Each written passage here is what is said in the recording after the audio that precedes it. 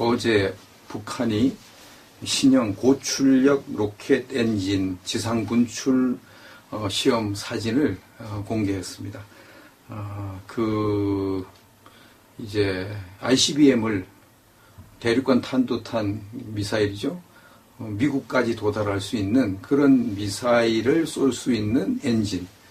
그것을 이제 시험하는데 그것을 공개했습니다. 그것을 3.18 혁명이다. 이렇게 김정은이가 말하면서 그 시험 엔진을 만드는 총책임자로 알려져 있는데 그 사람을 군인인데 김정은이가 업어준 사진까지 이제 공개를 한 걸 보니까 김정은이가 이 신형 고출력 로켓 엔진 ICBM 엔진 이걸 성공한 걸 굉장히 좋아하는 것을 알 수가 있습니다. 이것은 이제 곧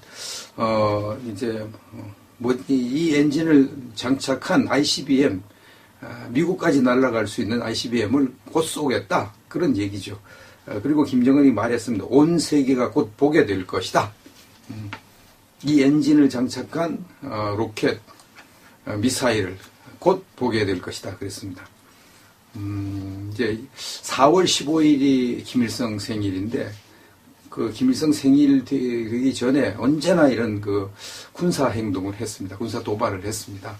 생일 기념을 위해서 이렇게 했는데 이번에는 이 ICBM을 쏠 가능성이 굉장히 높다고 전문가들이 분석을 하고 있습니다. 틸러슨 미 국무장관은 3월 17일에 우리나라에 와서 북한이 선을 넘으면 행동을 할 것이다. 이랬습니다. 선을 넘으면 행동할 것이다. 그것은 한국과 미군을 위협하는 일을 하면 선을 넘는 것으로 해석을 했습니다. 그렇게 이제 줄을 달았습니다. 그 행동은 이제 군사적인 모든 것을 말하죠. 지금까지 다른 외교적인 건 다 했으니까 그건 다 포기한다 그랬으니까 군사적인 행동, 타격을 의미합니다. 이제 ICBM을 발사한다. 그러면 이제 선을 넘는 거거든요. 이것은 명백하게 한국과 미국을 위협하는 행동을 하는 거거든요. 이런 행동을 하면은 선을 넘는 것으로 판단하고 이제 공격을 하겠다는 말을 해놨으니까 공격을 안 할 수가 없는 입장이죠. 미국으로서는 그렇습니다. 그런데 이제 한국에서는 점점 더 이제 좌쪽으로 가는 거죠.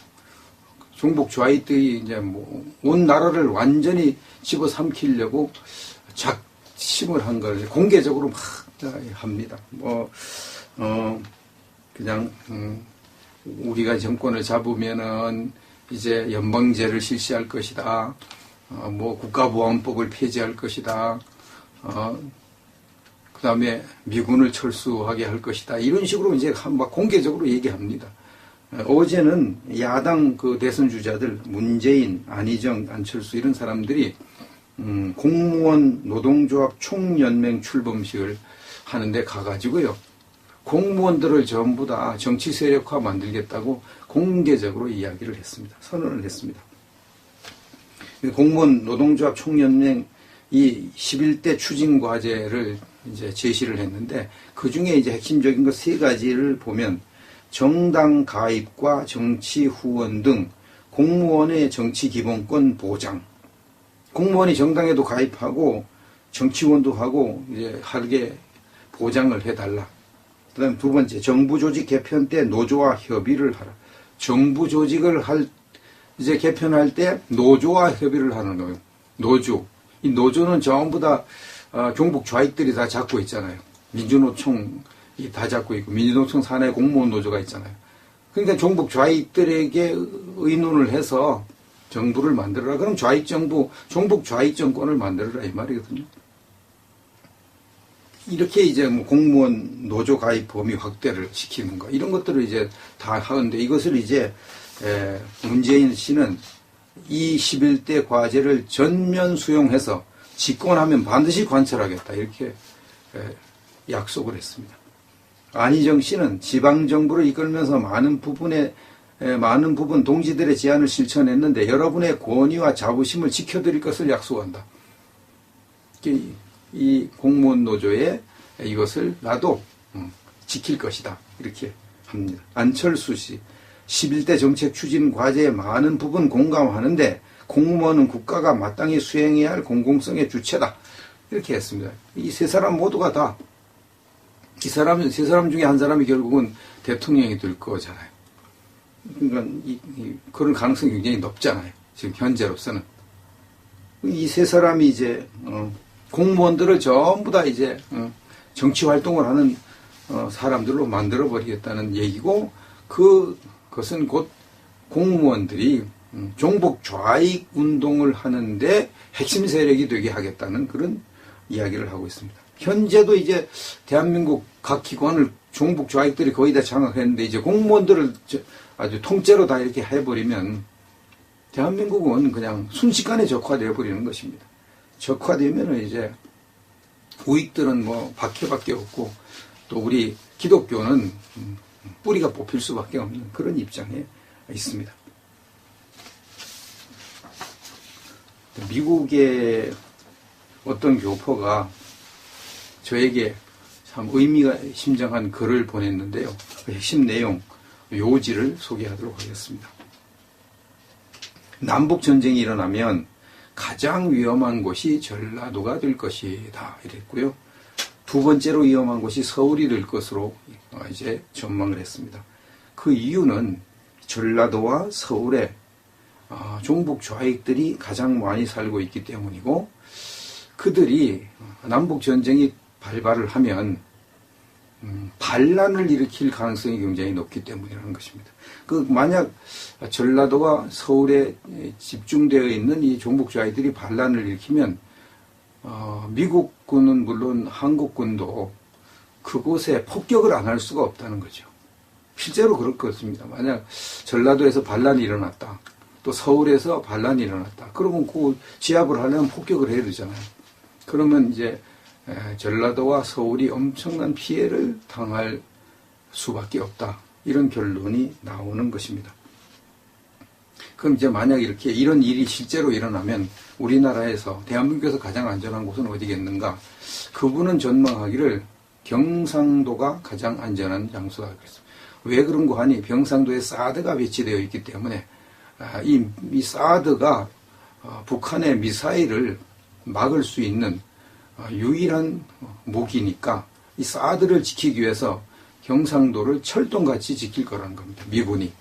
그러니까 경상도가 가장 안전한 곳이 될 수밖에 없다는 그런 결론이 나온다는 겁니다. 내용이 아주 현실성이 있습니다. 여러분에게 참고가 될 것 같아서 소개를 드리고요. 이런 분석을 해주신 그분에게 감사를 드립니다. 그리고 인터넷에 관우정보 기술을 운영하던 유재화 사장의 양심선언, 뭐 이런 내용의 글이 있습니다. 이것을 또 많은 분들이 저에게 카톡으로 보내주셨습니다. 이건 내용을 보니까 이제 유재화 사장이 자기가 이게 양심선언을 했다 이렇게 나와 있는데, 이게 정확한 근거가, 정확한 어디 신문 보도 이런 것을 찾을 수가 없어요. 그래서 이것이 정말 유재화 사장이 한 건지 안 한 건지 확인을 못 하겠습니다. 그래서 그냥 저는 이것을 그냥 뭐 이렇게 와서 참고로 여러분께 알려드리는 거니까, 이것이 이제 가짜 뉴스일 수도 있거든요. 하도 요즘 가짜 뉴스가 많아가지고요. 이거 확인할 수는 없으니까 여러분이 그냥 참고로 들으시면 좋겠습니다. 관우정보 기술을 운영하던 유재화 사장입니다. 우리 회사가 16대 대선 부정 전자개표기 컴퓨터를 만들어서 중앙선관위에 납품을 한 관우정보기술 주식회사입니다. 우리 관우정보기술이 부정 전자개표기 컴퓨터를 만든 것은 다 사실입니다. 이렇게 자기가 양심선언을 했다고 이렇게 인터넷에 나와 있습니다. 지난번 2차 대한문합 탄핵 무효 집회 때도 어떤 연사가 나와서 전자개표기 얼마든지 조작할 수 있다고 그렇게 발표하는 것을 보았습니다. 그러면 이제 이것이 만약 사실이면 지금 현재 야권이 모든 정부 부서를 장악을 하고 있는데, 선거 해보나 마나 야권 후보가 당선될 수밖에 없는 거죠. 이 전자개표 조작해 중앙선관위에서 전자개표 이제 집계해가지고 하잖아요. 그럼 이제 다 야권 후보가 당선된다는 결론이 나오는 거죠. 그래서 이제 절대 전자개표로 하지 않아야 되고 수작업으로 해야 된다고 이렇게 주장을 하는데 그게 말처럼 쉽겠습니까? 저 다 장악을 하고 있는데 그거 수작업으로 하자고 그러면 그 말 통하겠냐 이거. 선거를 해서 이긴다는 것은 굉장히 어렵다고 이제 분석이 나오는 거죠. 분석이 나오는 것입니다. 그게 이제 결국은 가장 현실성이 있는 것이 북한을 선제 타격하는 것밖에 지금 현실성이 없습니다. 물론 우리는 뭐 기도할 때 하나님이 전쟁 없이 북한 정권이 붕괴되어 가지고 또 이렇게 평화 통일을 하게 해달라고 기도하고 또 전쟁이 없이 계엄령 이런 거 없이 종북 좌파들이 척결되도록 해달라고 기도는 하되 그것이 이제 현실성이 없는 것을 우리가 인정할 수밖에 없죠.